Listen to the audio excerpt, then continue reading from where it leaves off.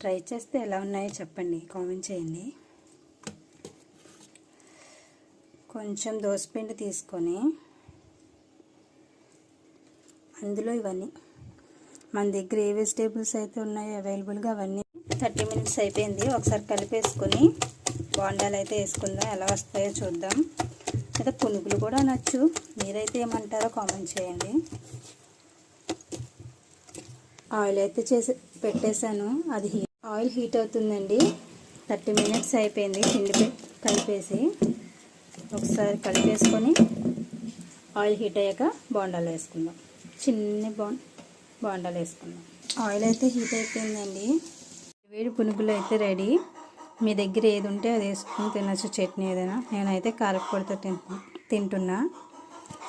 Okay, thank you for watching. Compulsory comment చేయండి ఎలా ఉన్నాయో మీరు ట్రై చేసి.